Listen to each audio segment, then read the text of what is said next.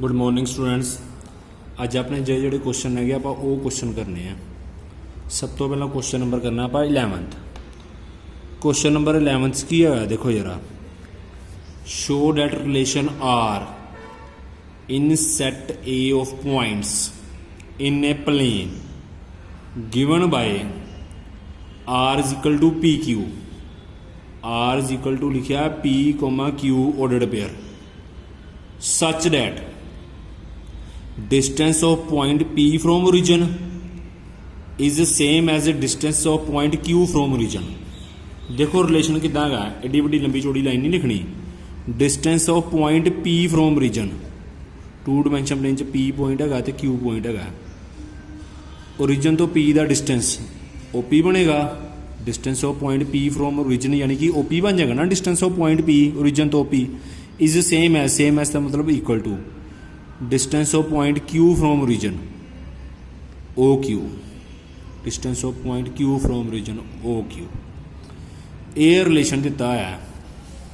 Question पढ़ो जरा। इनू प्रूव करना आप equivalence relation.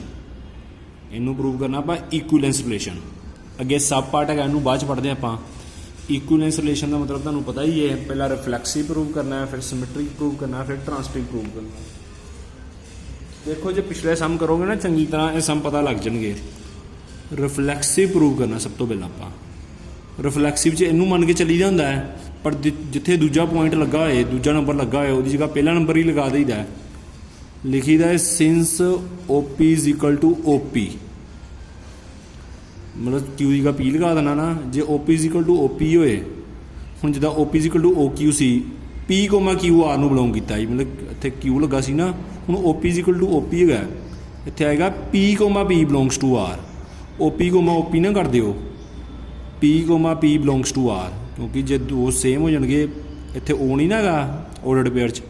P comma P belongs to R तो R रिलेशन बन जाएगा रिफ्लैक्सिव। R रिलेशन बन जाएगा रिफ्लैक्सिव। अगे आप प्रूव करना सिमेट्रिक। सिमेट्रिकली की मन के चलीदा है, PQ बिलोंग्स टू R मन के चलीदा। PQ बिलोंग्स टू R मन के चलीदा। तो जे Q comma P belongs to R आ जाए, रिलेशन बन जाता सिमेट्रिक। हूँ आ देखो जरा, PQ बिलोंग्स टू R होए, यदा मतलब OP is equal to OQ होंदा है। इत्थे लिख देना आप OP is equal to OQ। OP is equal to OQ लिख देना। जे OP OQ दे इक्वल है तो आप कह सकते हैं जो OQ होएगा वो भी OP दे इक्वल है। OQ होगा वो भी OP दे इक्वल है। हूँ आ वेखो, जे इधर P है इधर P पाया, जे इधर Q है इधर Q पाया सी। हूँ जे पहला Q है तो पहला Q पावांगे, वो नहीं लिखना आप। बाद च P है तो बाद च P पावांगे। Q comma P belongs to R कर देंगे। PQ बिलोंग्स टू R मन के चले। Q comma P belongs to R आ गया तो R केड़ा रिलेशन बन गया अपने को सिमेट्रिक।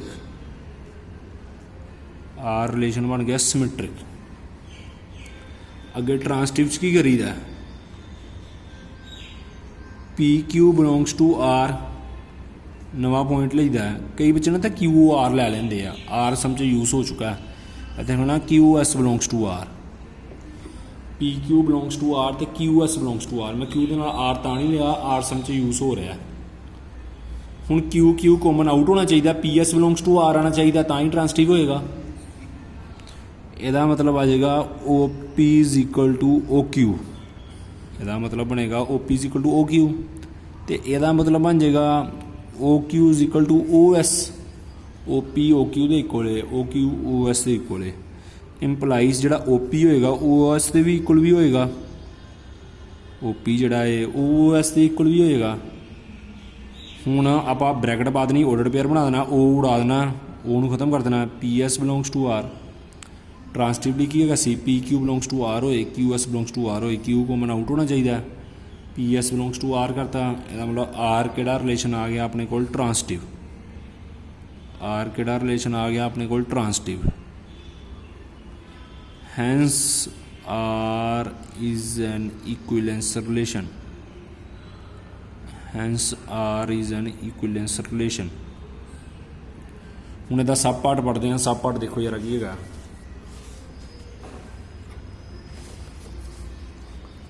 उनका फर्दर शो डैट, ध्यान ना करना, set of all point related to P is a circle passing through P with origin as centre.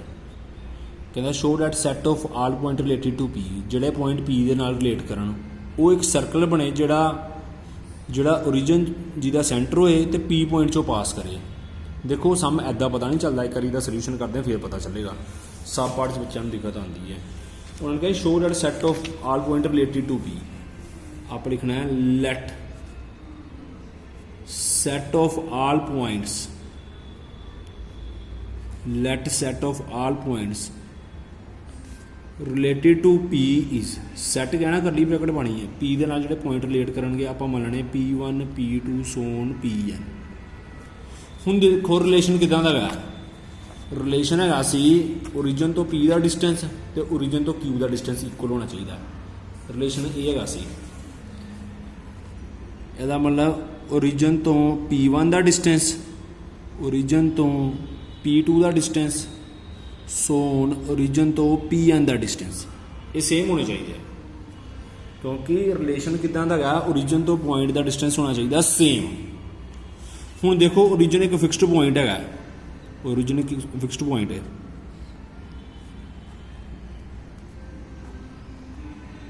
ये जो डिस्टेंस सेम हो जाएंगे, जे डिस्टेंस सेम हो जाएंगे, जे डिस्टेंस सेंटर तो डिस्टेंस सेम हो गया, रेडियस ही बन गया, ये सारे रेडियस ही बन गए। तो सेंटर तो जो डिस्टेंस सेम होए, सेंटर तो फिक्सड पॉइंट तो डिस्टेंस होए सेम, उत्थों जिहड़ा पाथ ट्रेस होंदा पिया वो सर्कल ही बनता पिया। मतलब वर्डिंग लिखनी किद्दां है, देयरफॉर जिहड़े पॉइंट हैगे आ P1 P2 PN makes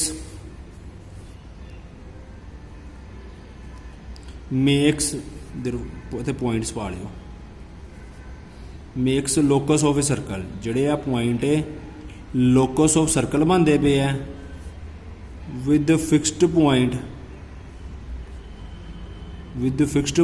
origin है ना fixed point with fixed point origin as radius.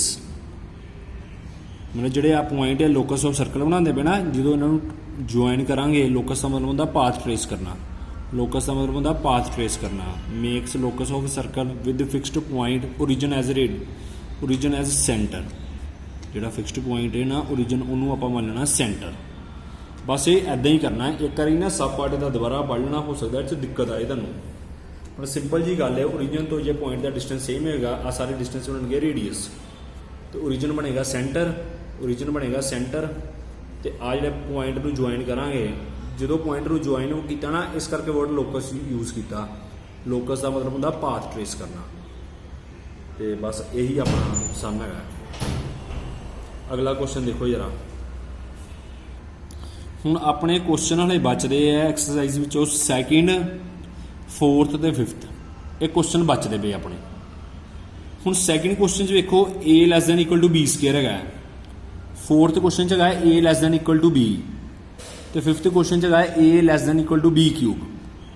Obvious ही गल है, सब तो पहला फोर्थ क्वेश्चन करांगे, सीरीयल ऑर्डर च करांगे, फिर करांगे सैकेंड तो फिर करांगे फिफ्थ।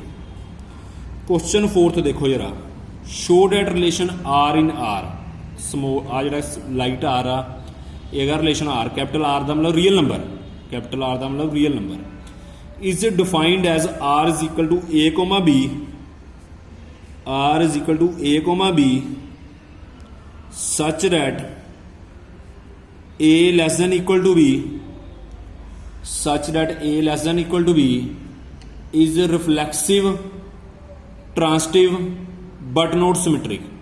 आप रिफ्लैक्सिव प्रूव करना है, ट्रांसटिव प्रूव करना है, बट नॉट सिमेट्रिक प्रूव करना है।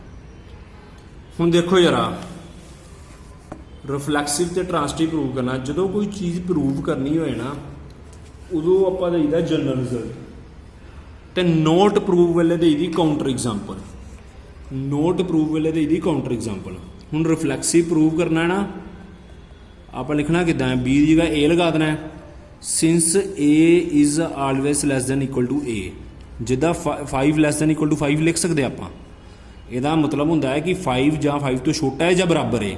ਭਾਵੇਂ ਲੈਸ ਦੈਨ ਵਾਲੀ ਕੰਡੀਸ਼ਨ ਨਹੀਂ ਹੋਲਡ ਕਰਦੀ ਵੀ, ਇਕੁਅਲ ਟੂ ਵਾਲੀ ਤੇ ਕਰਦੀ ਵੀ ਹੈ ਨਾ ਹੋਲਡ। ਹੋ ਸਕਦਾ ਕਈ ਬੱਚਿਆਂ ਨੂੰ ਇਹ ਨਾ ਪਤਾ ਹੋਏ, 5 ਲੈਸ ਦੈਨ ਇਕੁਅਲ ਟੂ 5 ਵੀ ਲਿਖ ਸਕਦੇ ਆ। ਇਹਦਾ ਮਤਲਬ ਹੁੰਦਾ ਇਹਨਾਂ ਦੋਵਾਂ ਚੋਂ ਇੱਕ ਕੰਡੀਸ਼ਨ ਹੋਲਡ ਕਰਨੀ ਚਾਹੀਦੀ ਹੈ, ਇਕੁਅਲ ਵਾਲੀ ਕਰਦੀ ਵੀ ਹੈ। ਇਹ ਹਮੇਸ਼ਾ ਇਹ ਤੋਂ ਛੋਟਾ ਹੈਗਾ ਜਾਂ ਬਰਾਬਰ, ਬਰਾਬਰ ਤਾਂ ਹੈਗਾ ਹੀ ਹੈ ਨਾ।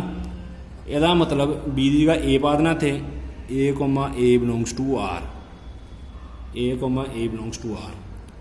R is a reflexive relation, R is a reflexive relation। उन्होंने नोट सिमेट्री किया है, क्वेश्चन पढ़ोगे ना नोट सिमेट्री वर्ड लगा है। जो नोट प्रूव करना है उदों देनी काउंटर एग्जाम्पल। काउंटर एग्जाम्पल मतलब ए बी नहीं लिखना, नंबर लैके करना सम सोल्व, उन्होंने कहते काउंटर एग्जाम्पल। जिदा 1,2 बिलोंग्स टू आर कर लिया आप, नोट सिमेट्री किया है। हुण 2,1 does not belongs to R करना आप प्रूव। जे 1,2 आर नूं बिलोंग करता पाया, ਇਹਦਾ मतलब 1 ਲੈਸ ਦੈਨ ਇਕੁਅਲ ਟੂ 2 ਹੋ ਜਾਏਗਾ। ਸਮ ਦਾ ਰਿਲੇਸ਼ਨ ਆਹੀ ਹੈ ਨਾ, 1 ਲੈਸ ਦੈਨ ਇਕੁਅਲ ਟੂ 2 ਹੋ ਜਾਏਗਾ। ਇਹ ਟਰੂ ਹੈਗਾ, ਇਹ ਗਿਵਨ ਕੰਡੀਸ਼ਨ ਹੈ, ਟਰੂ ਹੈ। ਅੱਗੋਂ ਵੇਖਣਾ ਕਿ 2 ਵੀ 1 ਤੋਂ ਛੋਟਾ ਹੈ, ਉਹਨੂੰ ਉਲਟਾ ਕੇ ਵੇਖੋ, 2 ਛੋਟਾ ਥੋੜੀ ਹੈਗਾ 1 ਤੋਂ। ਇੱਥੇ ਆਪਾਂ ਇੱਦਾਂ ਸਾਈਨ ਪਾ ਦਾਂਗੇ, 2 is not less than equal to 1। ਇਹਦਾ ਮਤਲਬ ਹੋ ਗਿਆ 2,1 does not belongs to R. ਇਹਦਾ ਮਤਲਬ ਹੋ ਗਿਆ 2,1 does not belongs to R. R is not symmetric relation, R is not symmetric relation। अगर ट्रांसटिव च देखो जरा, ट्रांसटिव प्रूव करना है, इन्हों पर जनरल ना भी प्रूव कर सकते हैं। जनरल मतलब ए बी नंबर लैके भी, A B belongs to R comma B C belongs to R. हर ट्रांसटिव सम इदा ही स्टार्ट करीदा। सम च रिलेशन है A less than equal to B, B less than equal to C. Obvious गल है, जे ए बी तो छोटा या बराबर है, जे बी सी तो छोटा या बराबर है, ए भी सी तो छोटा होएगा या बराबर होएगा, ये तो पता ही लगता है। वैसे सीधी जी गल है, A comma C belongs to R, therefore R is a transitive relation. यही आप प्रूव करना है, रिफ्लैक्सिव प्रूव करना है, नोट सिमेट्रिक ते ट्रांसटिव प्रूव करना है। अगला क्वेश्चन देखो जरा, question number 2, show that relation R in the set R of real number defined as R is equal to A comma B such that A less than equal to B square is neither reflexive nor symmetric nor transitive। उन्होंने show कहता कहना prove करो ना ये रिफ्लैक्सिव है ना symmetric है ना ट्रांसटिव। काउंटर एग्जाम्पल देनी आप, काउंटर एग्जाम्पल। सैकेंड क्वेश्चन है, ਹੁਣ ਦੇਖੋ ਤੁਹਾਡੇ ਦਿਮਾਗ 'ਚ ਜਿਹੜੀ ਐਗਜ਼ਾਮਪਲਾਂ ਆਣੀਆਂ ਨਾ, ਉਹਦੇ ਨਾਲ ਰਿਫਲੈਕਸਿਵ ਪ੍ਰੂਵ ਹੋਈ ਜਾਣਾ, ਉਹਦੇ ਨਾਲ ਰਿਫਲੈਕਸਿਵ ਪ੍ਰੂਵ ਹੋਈ ਜਾਣਾ। ਸਪੋਜ਼ ਕਰ ਲਓ ਤੁਸੀਂ ਏ ਦੀ ਜਗ੍ਹਾ 2 ਲੈ ਲਓਗੇ ਤੇ 2 ਲੈਸ ਦੈਨ ਇਕੁਅਲ ਟੂ 2 ਦਾ ਸਕੁਅਰ ਲਾਓਗੇ, ਕਿਉਂਕਿ ਰਿਫਲੈਕਸਿਵ 'ਚ ਸੇਮ ਨੰਬਰ ਲੈਣੇ ਹੁੰਦੇ ਆ। 2 4 ਤੋਂ ਛੋਟਾ ਹੀ ਹੈ, ਤੁਹਾਡੇ ਦਿਮਾਗ 'ਚ ਆ ਜਾਣਾ ਕਿ ਇਹ ਰਿਫਲੈਕਸਿਵ ਹੈਗਾ। ਕਾਊਂਟਰ ਐਗਜ਼ਾਮਪਲ ਦੇਣੀ, ਉਸ ਹਿਸਾਬ ਨਾਲ ਐਗਜ਼ਾਮਪਲ ਦੇਣੀ ਨਾਈਦਰ ਰਿਫਲੈਕਸਿਵ ਪ੍ਰੂਵ ਹੋਏ। ਏ ਨੂੰ ਮੰਨਾਂਗਾ ਮੈਂ 0.1। ਜੇ ਨਹੀਂ ਦਿਮਾਗ 'ਚ ਆਉਂਦੀਆਂ ਜਿਹੜੀਆਂ ਐਗਜ਼ਾਮਪਲਾਂ ਮੈਂ ਲੈਣਾ ਪਿਆ, ਇਹ ਐਗਜ਼ਾਮਪਲਾਂ ਯਾਦ ਰੱਖ ਲਓ। ਏ ਨੂੰ ਮੰਨਾਂਗਾ 0.1।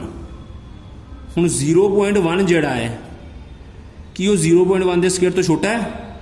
ਸੋਲਵ ਕਰਕੇ ਵੇਖੋ। ਹਾਂ ਯਾਰ, ਇੱਥੇ 0.01 ਆ ਜਾਣਾ, ਇਹ ਨੰਬਰ ਵੱਡਾ ਹੈ, ਇਹ ਨੰਬਰ ਛੋਟਾ ਹੈ। ਇਹਦੇ ਮਤਲਬ 0.1 less than not less than equal to 0.1 ਦਾ ਸਕੁਅਰ ਆ ਗਿਆ ਨਾ। ਰਿਫਲੈਕਸਿਵਲੀ ਸੇਮ ਨੰਬਰ ਹੀ ਹੋਣਾ ਚਾਹੀਦਾ। ਰਿਫਲੈਕਸਿਵਲੀ ਇੱਦਾਂ ਹੋਣਾ ਚਾਹੀਦਾ ਨਾ, a less than equal to a square, मतलब 2 ਨੰਬਰ ਅਲੱਗ-ਅਲੱਗ ਨਹੀਂ ਲੈ ਸਕਦੇ। ਪਰ 0.1 ਦੇ ਸਕੁਅਰ ਤੋਂ ਛੋਟਾ ਨਹੀਂ ਹੈਗਾ। ਜੇ ਤੁਸੀਂ 1 2 3 ਨੰਬਰ ਲਓਗੇ ਨਾ, ਤੁਹਾਡਾ ਰਿਫਲੈਕਸਿਵ ਪ੍ਰੂਵ ਹੋਈ ਜਾਣਾ। ਇਹਦਾ ਮਤਲਬ ਲਿਖਾਂਗੇ 0.1 0.1 does not belongs to R. ਇੱਥੇ a ਪਾਣਾ ਹੁੰਦਾ ਨਾ, ਇੱਥੇ 0.01 ਨਹੀਂ ਪਾ ਦੇਣਾ। ਰਿਫਲੈਕਸਿਵ 'ਚ ਸੇਮ ਨੰਬਰ ਲਿਖਣੇ ਹੁੰਦੇ ਆ। Does not belongs to R, R is not reflexive relation, R is a not reflexive relation। अगे देखो जरा सिमेट्रिकली,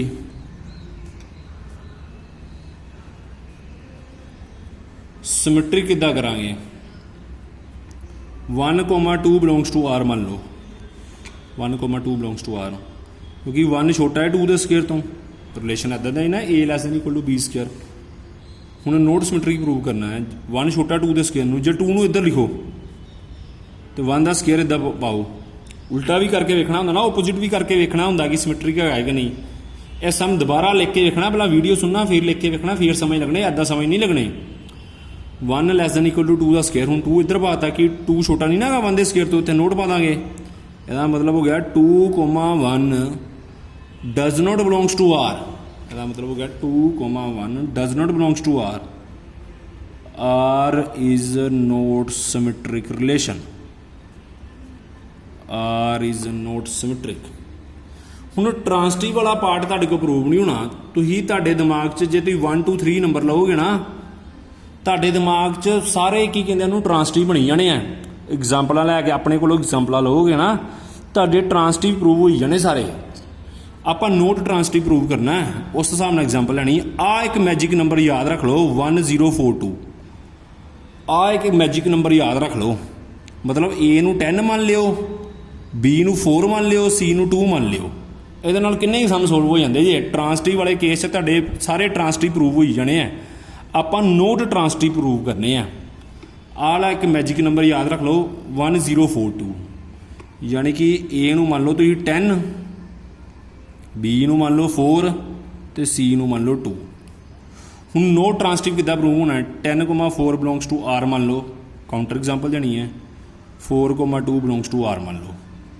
ਇਹਦਾ ਮਤਲਬ ਕੀ ਹੋ ਗਿਆ? 10 ਛੋਟਾ ਹੀ ਹੈ 4 ਦੇ ਸਕੁਅਰ ਤੋਂ। ਇਹਦਾ ਮਤਲਬ ਇਹੀ ਹੋ ਗਿਆ ਨਾ A <= B ਸਕੁਅਰ ਹੈ। 10 ਛੋਟਾ ਹੀ ਹੈ 4 ਦੇ ਸਕੁਅਰ ਤੋਂ। ਇੱਧਰ ਵੀ 4 ਛੋਟਾ ਹੈ ਜਾਂ ਬਰਾਬਰ ਹੈ 2 ਦੇ ਸਕੁਅਰ ਤੋਂ। ਇਕੁਐਲਿਟੀ ਵੀ ਤਾਂ ਲੱਗੀ ਹੋਈ ਹੈ, 4 ਛੋਟਾ ਹੈ ਜਾਂ ਬਰਾਬਰ ਹੈ 2 ਦੇ ਸਕੁਅਰ ਤੋਂ। ਹੁਣ 4 ਬਾਹਰ ਕੱਢੋ, ਕੀ 10 ਛੋਟਾ 2 ਦੇ ਸਕੁਅਰ ਤੋਂ? 10 ਨਹੀਂ ਨਾ ਛੋਟਾ 2 ਦੇ ਸਕੁਅਰ ਤੋਂ। ਇਹਦਾ ਮਤਲਬ ਜੇ 10 2 ਦੇ ਸਕੁਅਰ ਤੋਂ ਨਹੀਂ ਛੋਟਾ, ਲਿਖਾਂਗੇ ਕਿ 10,2 does not belongs to R।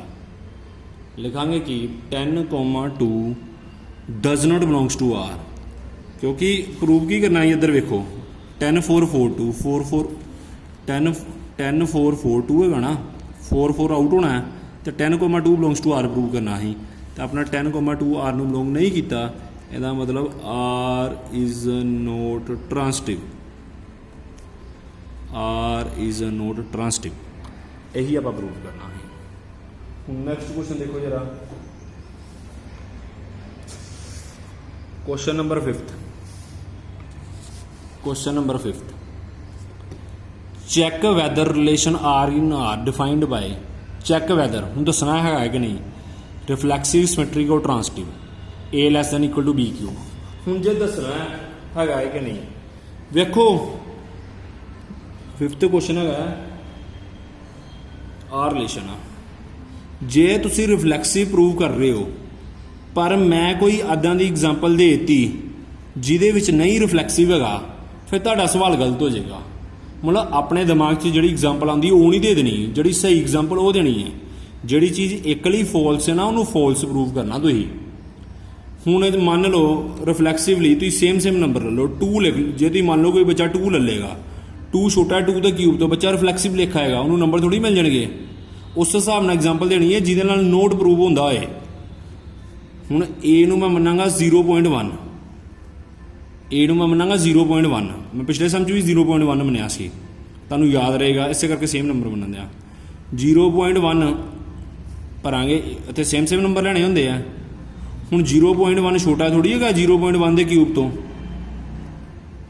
ਇਹਦੇ ਅੱਧਾ ਬਣਦਾ ਪਿਆ, ਇਹ ਨੰਬਰ ਵੱਡਾ ਹੈ, ਇਹ ਛੋਟਾ ਹੈ, ਇਹ ਤਾਂ ਐਗਜ਼ਿਸਟ ਹੀ ਨਹੀਂ ਕਰਦਾ ਪਿਆ। ਇੱਥੇ ਨੋਟ ਆ ਜਾਏਗਾ ਨਾ, ਇੱਧਰ ਨੋਟ ਆ ਜਾਏਗਾ। ਲਿਖਾਂਗੇ ਕਿ 0.1, 0.1 does not belongs to R। ਇੱਥੇ 0.01 ਨਾ ਪਾ ਦਿਓ, ਇੱਧਰੋਂ ਵੇਖ ਕੇ ਸੇਮ ਨੰਬਰ ਪਾਉਣਾ ਹੁੰਦਾ ਨਾ ਰਿਫਲੈਕਸਿਵ 'ਚ।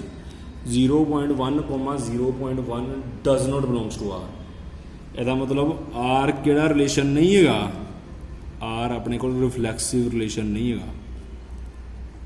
R ਆਪਣੇ ਕੋਲ ਰਿਫਲੈਕਸਿਵ ਰਿਲੇਸ਼ਨ ਨਹੀਂ ਹੈਗਾ। ਅੱਗੇ ਸਿਮੈਟਰਿਕ ਦੇਖੋ, ਸਿਮੈਟਰਿਕ ਵੇਖੋ ਯਾਰਾ, ਸਿਮੈਟਰਿਕ 'ਚ ਕਿੱਦਾਂ ਚੱਲਣਾ ਹੈ? A ਨੂੰ 1 ਮੰਨ ਲਓ, B ਨੂੰ 2 ਮੰਨ ਲਓ, ਕਿਉਂਕਿ ਮੈਨੂੰ ਪਤਾ ਹੈ ਸਿਮੈਟਰਿਕ ਨਹੀਂ ਹੈਗਾ। 1,2 ਬਿਲੋਂਗਸ ਟੂ R ਪ੍ਰੈਕਟਿਸ ਕਰੋਗੇ ਤੁਹਾਨੂੰ ਵੀ ਪਤਾ ਲੱਗ ਜਾਏਗਾ। 1 ਛੋਟਾ 2 ਦੇ ਕਿਊਬ ਤੋਂ, क्योंकि रिलेशन क्यूब वाला ही ना, पर जो 2 है वो 1 के क्यूब तो छोटा नहीं है। जो उल्टा भी करके वेखना ना, 2 इत्थे रख देना, 1 इत्थे रख देना है, क्यूब थोड़ी चेंज हो जाना। 2 जो 1 के क्यूब तो छोटा नहीं है, इसका मतलब 2,1 आर नूं बिलोंग नहीं कर रहा। सिमेट्रिक का मतलब की होंदा, जे 1 2 आर नूं बिलोंग कर रहा है तो 2,1 भी तो करना चाहिए। 2,1 आर नूं बिलोंग नहीं कर रहा, इसका मतलब आर किहड़ा रिलेशन नहीं है, सिमेट्रिक नहीं है। आर रिलेशन सिमेट्रिक नहीं है। ट्रांसटिव का तुहाडा पंगा पैना जे, क्योंकि तुसीं जिन्नियां भी एग्जाम्पलां लई जाणियां ना अपने कोलों, तुहाडा ट्रांसटिव प्रूव हो जाना। तुसीं जिन्नियां भी एग्जाम्पलां लई जाणियां ना, तुहाडा ट्रांसटिव प्रूव हो जाना। हुण मैं तुहानूं कहा ट्रांसटिव वाले केस स्केयर ते क्यूब वाले सम च आ मैजिक नंबर याद रख लो, 1042। आ नंबर के नाल सम सोल्व हो जाते जे। अपने को एग्जाम्पल लोगे, हो सकता ना पता लगे। A10B4C2, A10B4C2। हूँ 10,4 बिलोंग्स टू आर कर लो, 10,4 बिलोंग्स टू आर कर लो, तो 4,2 बिलोंग्स टू आर कर लो। एंड ते जे 4 आउट हो जाए, 10,2 बिलोंग्स टू आर आ जाए तो मतलब ट्रांसटिव होंदा है। इत्थे आएगा 10 लैस दैन इक्वल टू 4 दा cube, 10 less than equal to 4 दा क्यूब, क्योंकि आइडेंटिटी है रिलेशन है क्यूब वाला। इत्थे आ जाएगा 4 लैस दैन इक्वल टू 2 दा क्यूब। हुण 4 नूं पिक्चर चों बाहर कड्डो, 4 वाली टर्मां नूं पिक्चर चों बाहर कड्डो, कि 10 2 दे क्यूब तो छोटा है? नहीं छोटा, क्योंकि ये 8 बनता पाया, 10 वड्डा है ना। इत्थे नोट आ जाएगा, इत्थे नोट आ जाएगा। वर्डिंग ध्यान नाल लिखनी आपां। इत्थे लिखांगे कि 10,2 does not belongs to R. लिखांगे कि 10,2 does not belongs to R. ਇਹਦਾ मतलब आर ਕਿਹੜਾ रिलेशन है, आर ट्रांसटिव नहीं है, आर ट्रांसटिव रिलेशन नहीं है। हुण अगे देखो जरा, अज यही सम कराने, लगभग तुहाडी पहली एक्सरसाइज सारी खत्म हो गई है। 10th सम आपां करना नहीं गा, ओपन एंड क्वेश्चन पेपर च नहीं आ सकता। हुण तुहाडा होमवर्क है जिन्ने सम कराए ना रिपीट करने, तुसीं जिन्ने सम कराए रिपीट करने हैं। प्लस एक एग्जाम्पल 42 हैगी है, वो मैं नैक्सट वीडियो च करावांगा, मैं नैक्सट वीडियो च करावांगा अज ही। थैंक यू स्टूडेंट्स, ये सम कर लेना ध्यान नाल, इंपोर्टेंट क्वेश्चन है।